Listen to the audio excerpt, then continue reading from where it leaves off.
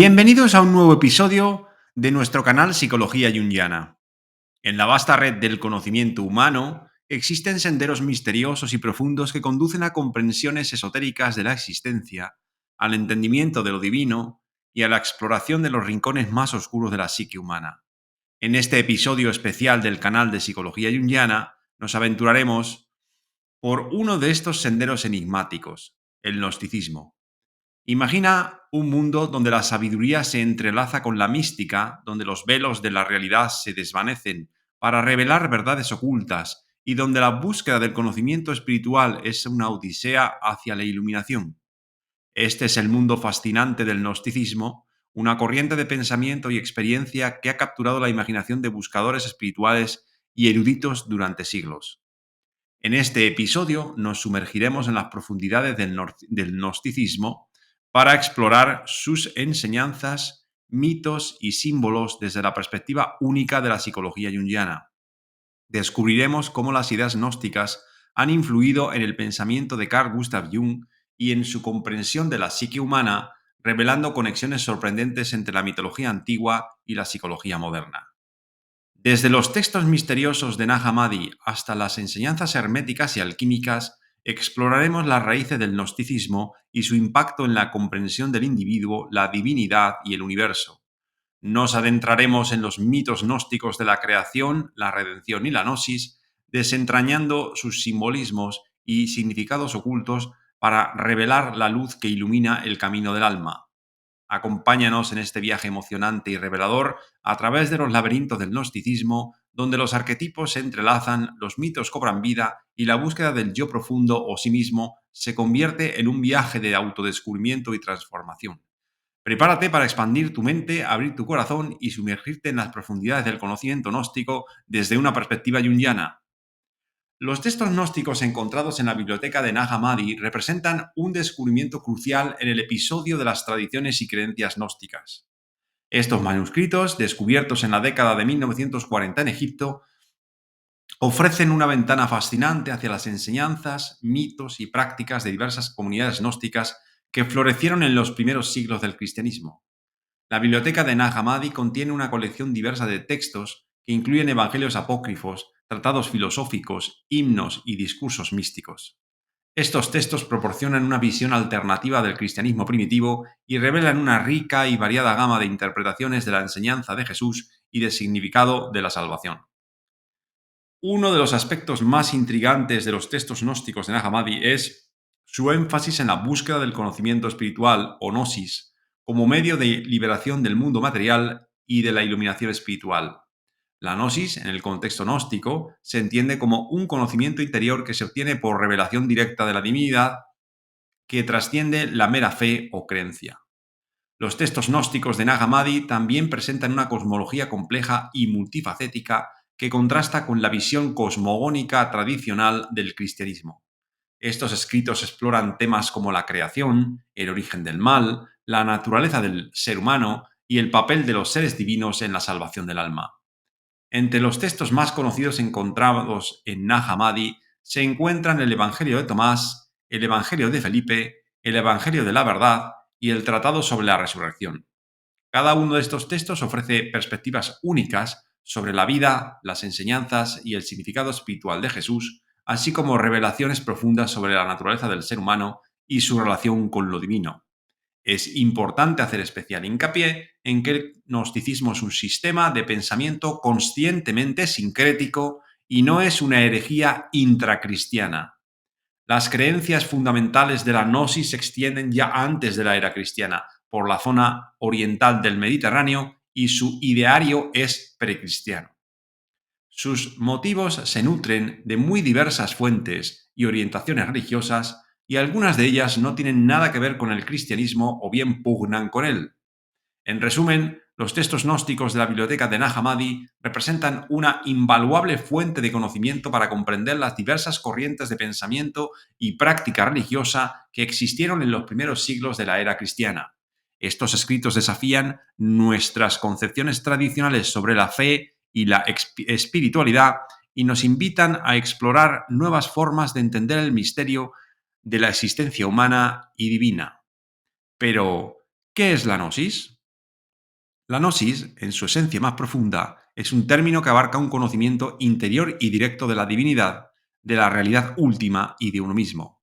Se remonta a las antiguas tradiciones místicas y filosóficas de diversas culturas y civilizaciones y ha perdurado a lo largo del tiempo como una corriente de pensamiento esotérico que busca la verdad más allá de las apariencias superficiales.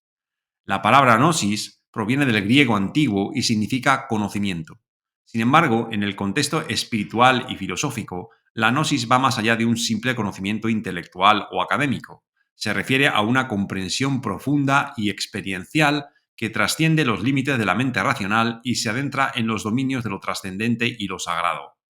En el corazón de la gnosis yace la idea de que la verdad última no puede ser completamente capturada por palabras o conceptos, sino que debe ser experimentada directamente a través de la intuición, la contemplación y la revelación interior. Es un conocimiento que surge de la experiencia directa de la divinidad dentro de uno mismo y del universo que nos rodea. La gnosis se manifiesta en muchas formas y tradiciones espirituales, desde el gnosticismo cristiano hasta las enseñanzas herméticas, la mística sufí, el budismo tántrico, entre otros. Aunque los símbolos, los rituales y los métodos pueden variar, el objetivo subyacente de la gnosis es siempre el mismo: despertar a la chispa divina que habita en la profundidad del ser humano y realizar la unidad con lo divino. En el contexto del gnosticismo cristiano, la gnosis se convierte en un camino de liberación del mundo material y de la ignorancia espiritual, un camino hacia la iluminación y la unión con Dios o con el trascendente o con el pleroma. Los textos gnósticos, como los encontrados en la biblioteca de Nag Hammadi, exploran temas como la creación, el pecado, la redención y la naturaleza del ser humano desde una perspectiva profundamente espiritual y mística. Así pues, el gnóstico sería una persona que forma parte de un grupo minoritario del conjunto de la sociedad debido a que dispone de un conocimiento espiritual exclusivo. Dicho conocimiento está reservado a una élite, los neumáticos o espirituales. Los gnósticos consideran que en el hombre está presente una chispa o centella divina que está sometida al destino y que debe ser despertada por acción de la gracia divina para ser reintegrada al lugar del que procede, lo trascendente o el pleroma. En las doctrinas gnósticas no hay un dualismo metafísico, como a veces se sostiene, porque el absoluto o lo trascendente rechaza todo ser que escape a él. Si bien en algunos sistemas, como el maniqueo, existen desde los orígenes dos principios iguales y contrapuestos, que serían la luz y las tinieblas, el bien y el mal, en la mayoría de sistemas gnósticos existe un solo principio que recibe diferentes nombres, como uno, bien, padre, la trascendencia, etc. Por un complicado proceso, este uno engendra indirectamente el principio del mal, o sea, la deficiencia, el error, a partir del cual se genera el universo. Por lo tanto, la mayoría de sistemas gnósticos hablan de psigias o principios opuestos solo en el ámbito de la manifestación, en el universo. Así, la materia y el cuerpo en el que vive el hombre son el último escalón del ser, oponiéndose al mundo del espíritu. De acuerdo con el mito cosmológico gnóstico, el uno, bien trascendente, no interviene de modo directo en la creación del mundo. Es lo absolutamente trascendente y por lo tanto no puede actuar sobre la materia, siendo esta una entidad degradada que ocupa un lugar demasiado bajo en la escala del ser. El principio que intermedia en la creación del cosmos o su causa formal es el intelecto divino en el que se hallan las ideas, modelos o principios que servirán para crear el cosmos. El león divino sabiduría o alma del mundo, lo inconsciente colectivo en terminología junguiana, recibe las formas del cosmos del intelecto. Estas formas intelectuales son transmitidas por sabiduría a su engendro, el demiurgo, la inmediata y verdadera causa formal del universo. Este es el agente que crea el cosmos operante a través de una materia inteligible producida por la pasión del león divino sabiduría, con unas formas recibidas del intelecto divino. El demiurgo actúa sobre los modelos intelectuales en la materia inteligible primera, la imaginación en psicología junguiana, y luego, ayudado por ángeles o arcontes, opera sobre esta materia primera inferior que es la que vemos en el universo. Desde un punto de vista antropológico, para los gnósticos la humanidad no es toda exactamente igual. Distinguen tres clases de hombres: los ílicos, puramente materiales, que no reciben chispa divina por parte del demiurgo. Los psíquicos, que reciben del demiurgo el hálito de su sustancia, la psíquica o anímica, y por último, los neumáticos o espirituales, que recogen la insuflación psíquica y la neumática. Los ílicos eran considerados los paganos, los bárbaros ignorantes, destinados a no ser salvados. Los psíquicos serían aquellos judíos y cristianos comunes que vivían la fe y estaban sometidos a las reglas morales. Estos serían los eclesiásticos, los cristianos corrientes, incluidos los obispos y los presbíteros.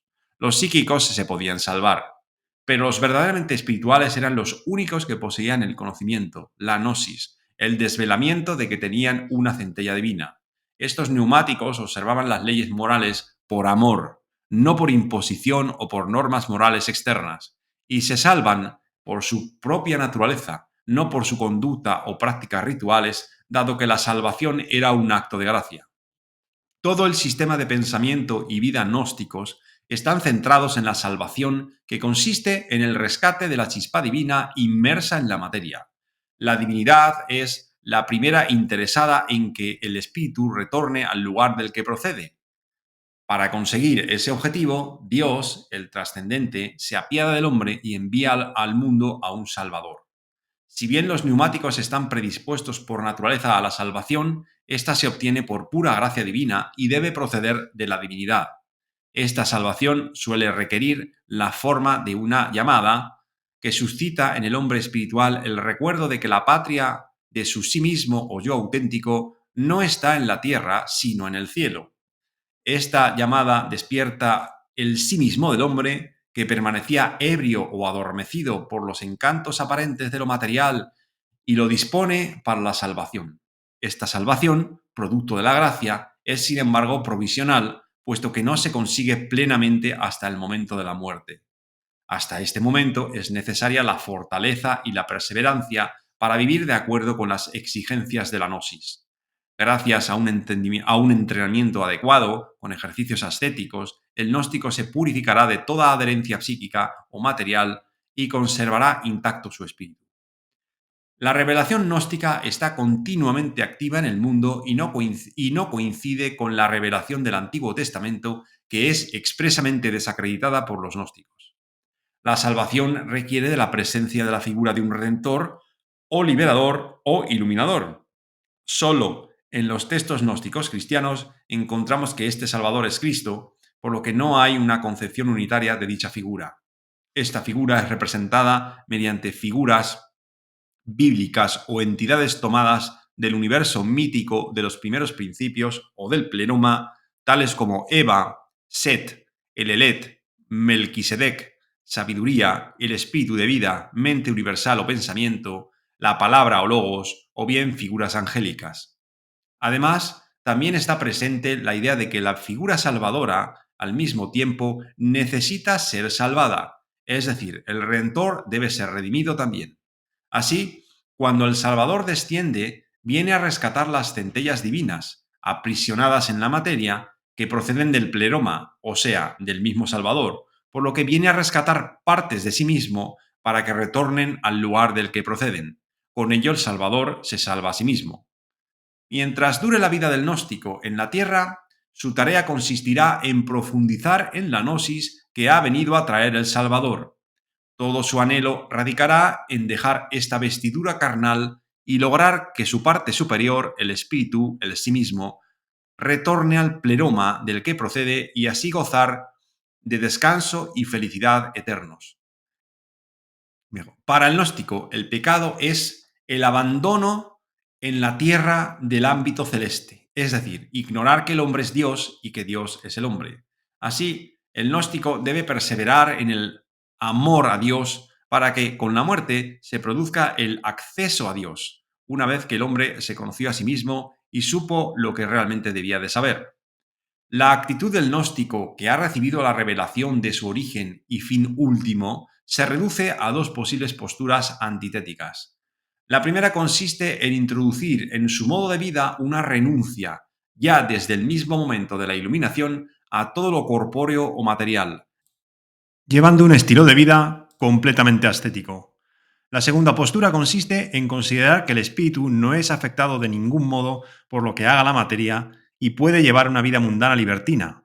Por supuesto, entre ambos extremos hay múltiples posibilidades.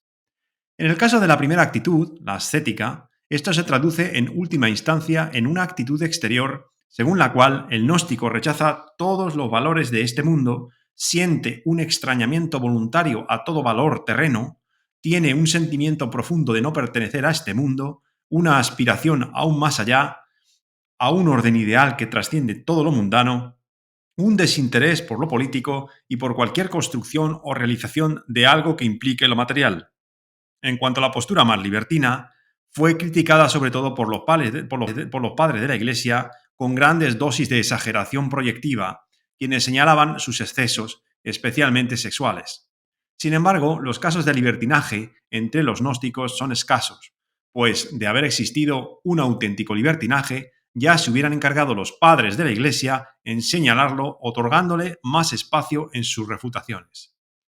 Como hemos visto hasta ahora, el gnosticismo es una corriente espiritual antigua que se desarrolló antes y durante los primeros siglos del cristianismo, que plantea una visión del mundo caracterizada por la búsqueda del conocimiento espiritual profundo, conocido como gnosis. Surgió en torno al siglo I después de Cristo y continuó evolucionando hasta los primeros siglos de la era común. Este conocimiento es considerado como una revelación directa de la divinidad que conduce a la liberación del alma del mundo material y la iluminación espiritual. La gnosis, en esencia, es una experiencia interior de autoconocimiento y conexión con lo divino. Paralelamente, las religiones mistéricas de la antigüedad ofrecían un camino de iniciación para aquellos que buscaban comprender los misterios de la existencia y la divinidad a través de rituales secretos y ceremonias de revelación. Estas prácticas iniciáticas otorgaban acceso a un conocimiento reservado para los iniciados, proporcionando una comprensión más profunda de la naturaleza de la realidad y el alma humana. Los misterios eleusinos en la antigua Grecia y los misterios órficos son ejemplos destacados de estas tradiciones que datan del primer milenio antes de Cristo y continuaron hasta la época romana. La psicología junguiana, desarrollada por el psicólogo suizo Carl Gustav Jung a principios del siglo XX, presenta ideas que encuentran resonancia tanto en el gnosticismo como en las religiones mistéricas. Jung exploró conceptos como el inconsciente colectivo, los arquetipos en la individuación, que reflejan aspectos de la búsqueda espiritual y el proceso de iniciación. Su trabajo comenzó a finales del siglo XIX y se extendió a lo largo del siglo XX. Jung describe la individuación como un proceso de desarrollo psicológico y espiritual que conduce a la realización plena del individuo. Este proceso implica la integración de los aspectos conscientes e inconscientes de la psique, así como la búsqueda de la totalidad y la conexión con lo divino dentro de cada persona.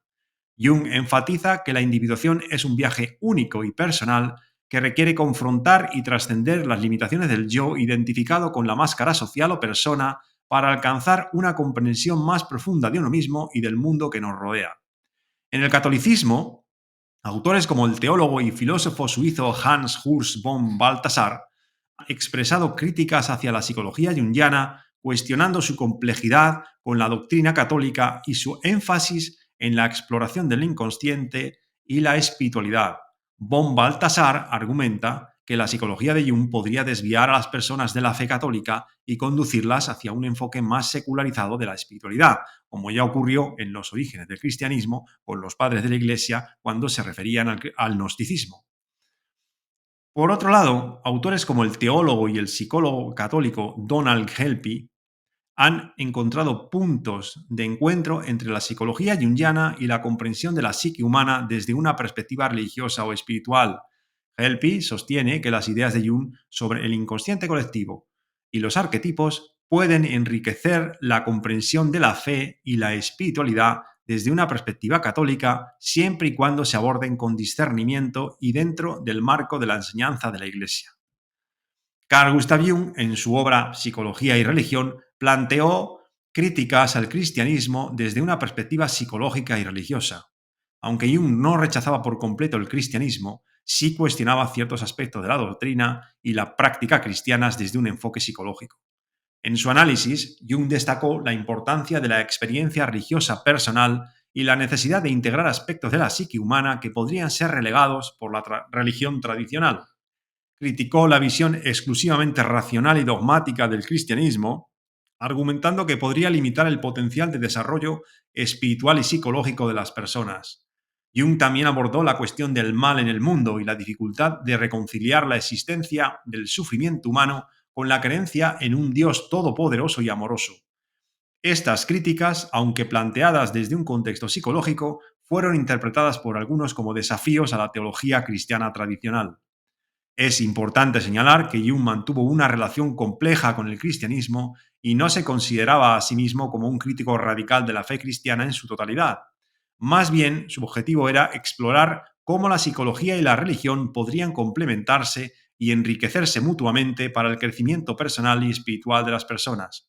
En resumen, las relaciones entre el gnosticismo, la iniciación y la psicología junguiana revelan una convergencia de ideas y prácticas que enfatizan la importancia del autoconocimiento, la conexión espiritual y el proceso de transformación personal en la búsqueda de la verdad y la iluminación. Estos sistemas de pensamiento y práctica continúan inspirando y desafiando a aquellos que buscan comprender la naturaleza de la existencia y el alma humana. Y así concluimos este fascinante episodio sobre gnosticismo, iniciación y psicología junguiana. Esperamos que hayas disfrutado de este viaje exploratorio a través de la experiencia espiritual y la profundidad de la psique humana. No te pierdas nuestros próximos episodios donde profundizaremos aún más en las relaciones entre la psicología junguiana, el gnosticismo y la alquimia. Gracias por acompañarnos en este viaje y nos vemos en el próximo episodio. Hasta entonces, sigue explorando las maravillas de la psicología con nosotros. Hasta pronto.